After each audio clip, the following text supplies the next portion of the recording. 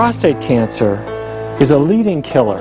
And it doesn't have to be, because if we take lessons from around the world and people who follow different kinds of diets, we get clues about how we can actually reduce the likelihood that this will happen in our own lives. And for men who already have prostate cancer, there's a lot they can do to hold it beyond arm's length.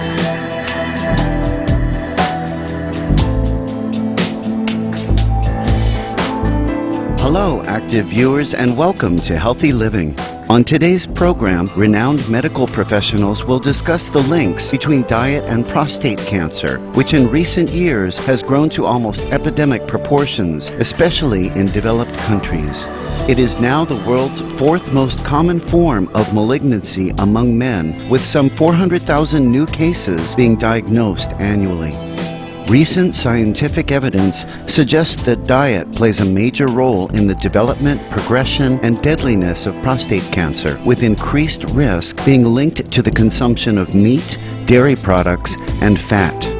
Now let's hear what the experts have to say about reducing the risk and even reversing the development of prostate cancer through a plant-based diet.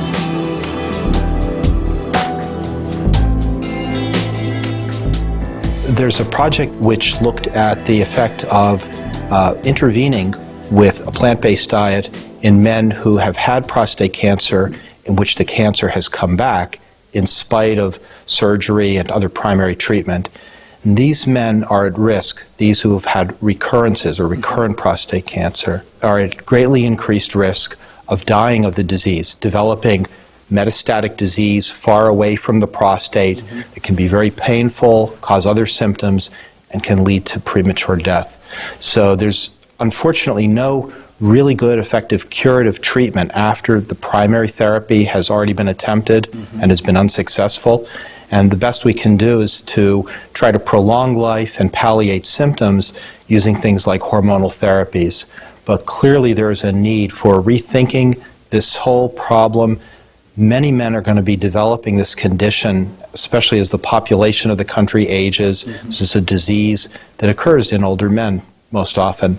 So one of the things that we've looked at is the very important role, potentially, of diet, not only in causing prostate cancer in the first place, but also in possibly promoting it to progress even after a person has developed the condition.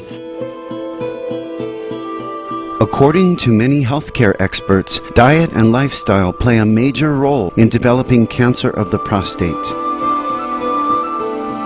If you look around the world, there are stunning differences in the rate of prostate cancer. If you compare the United States with, say, China, the rate of prostate cancer is something in the neighborhood of 80, maybe 100 times greater in the United States than it is in China. And yet, when you look at people from Asian countries like China or Japan who migrate to the United States, their rates within a generation are almost identical to those in the U.S. So that to me suggests it's not something genetically different about Asians compared with Caucasians, but rather that there's something in our environment here that's different than the environment in the Asian countries. And when we look at that, and when we've done epidemiologic and other kinds of research, what we've typically found is that it points toward diet, and it points maybe also toward some other behavioral things, sedentarism versus exercise, maybe psychological factors and stress, but most importantly I think is diet.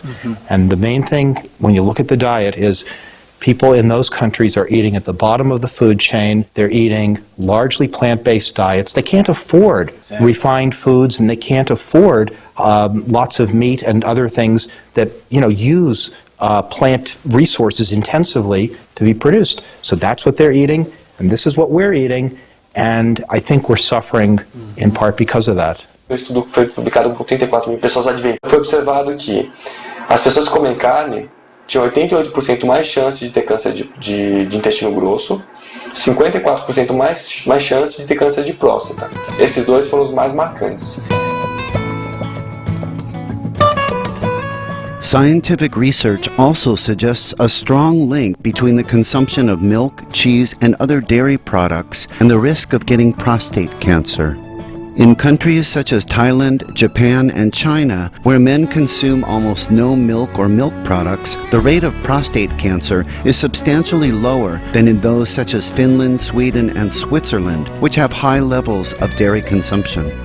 A study involving 48,000 health professionals conducted at Harvard University in the U.S. found that participants who consumed more than 2 glasses of milk a day had about a 60% greater risk of developing prostate cancer than did those who consumed no dairy products. Dairy intake has been associated with not only an increased risk of developing prostate cancer, but an increased risk of dying of prostate cancer. Some of the specific cancers that we see in the world today is we see a lot of breast cancer for women and we see a lot of prostate cancer for men. And what we're finding is that when a person is consuming large amounts of caseinate, the dairy protein found in milk products, we're finding that when we have an elevated intake of caseinate from dairy products, it's a very volatile protein that actually sets the stage for breast cancer and also prostate cancer. So what I would say is that we really need to be looking at how much caseinate or milk protein that we're taking in. And I'd say that we should try to minimize that or really try to eliminate that, especially if there's a family history of breast cancer and prostate cancer in their families. In the UK, researchers at Oxford University found that men who adhered to a vegan diet had insulin-like growth factor, or IGF-1 levels, 9% lower than those of men eating animal products. IGF-1, a growth hormone, is believed to play a key role in causing prostate cancer. The modern world is fanatic about consuming protein. They've been brainwashed about eating too much protein. And the excess protein, even from egg whites, even from white meat animal products, even from skim milk, could increase the risk of a hormone in the tissues called IGF-1, or insulin-like growth factor 1. And that's what I'm saying is that the raising insulin-like growth factor 1 promotes prostate cancer and breast cancer. Some mistakenly believe that it's safe to eat fish. However, a recent study entitled A Prospective Study of Diet and Prostate Cancer in Japanese Men revealed that fish intake is also associated with an increased risk of acquiring cancer of the prostate. The research, which involved 18,115 Japanese men, revealed that men who ate fish products 4 or more times a week had a 54% higher risk of getting the disease than did those who did so fewer than twice during the same period. Besides the evidence that a plant-based diet can reduce the potential for getting prostate cancer, research also shows it can even prevent the disease from ever occurring. According to a recent study by the US-based Fred Hutchinson Cancer Research Center, men who eat 3 or more servings of vegetables a day have a 48% lower risk of acquiring the disease than do those who eat less. Cruciferous vegetables such as cauliflower, broccoli, Brussels sprouts, and cabbage were found to have the strongest effect. It's believed that the phytochemicals in vegetables activate enzymes in the body that weaken cancer-causing agents. We want to start taking in a lot of foods from the cabbage family, Brussels sprouts, okay? We start looking at those. We want to look at the Napa cabbages, all the different cabbages, bok choy, and these different foods. Eat a variety of fruits and vegetables with lots of color. The color represents nutrients, and that's what we want to be consuming. There's a lot of phytochemicals, a lot of antioxidants, but we want to make it fun. Do a variety of foods. Have good different combinations and different things like that. And then we also want to look at including some soy foods. We want to bring in some soy-based foods. Those can also help with our cancer reduction. The list of vegetables that can prevent the occurrence of prostate cancer in the first place keeps growing. For example, tomatoes contain lycopene, a powerful antioxidant, and it's been shown that men who consume 2 servings of the vegetable per week are about 23% less likely to get prostate cancer than are others, and those who eat 10 or more servings have a 35% reduction in their likelihood. We see a lot of things looking for the cure for cancer. When we look at the American Cancer Society, they recommend eating a minimum of 7 to 9 servings of fruits and vegetables a day. Now, when we look across America, the average American does not eat even 5 a day. We see that only 23% of Americans are eating 5 servings of a combination of fruits and vegetables a day. So if we're really serious about minimizing our risk for cancer, I'd say that we also need to be taking the latest research. We need to be basing our diet on plant-based proteins and plant-based foods if we want to minimize our risk of cancer. So start out by looking at and getting in your diet at least 7 to 9 servings, and that's the best fortification and cancer prevention diet is based around plant-based foods.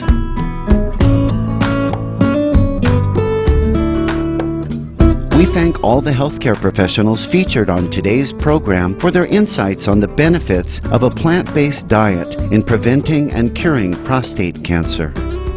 Through their diligent, enlightened work, they are helping countless men live healthier, longer, and more fulfilling lives. We wish them great success in their future noble endeavors. For more information on today's program's experts, please visit the following websites: Dr. Neil Barnard, www.pcrm.org. Dr. Joel Furman, www.drfurman.com. Dr. Eric Slywich, www.alimentacausemcarne.com.br. Dr. Jay Sutliff, www.csc.edu.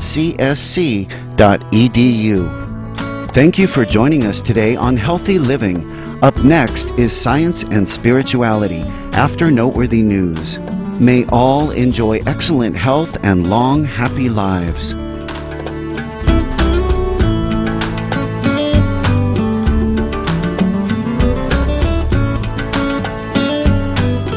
For more details, please visit www.suprememastertv.com/HL.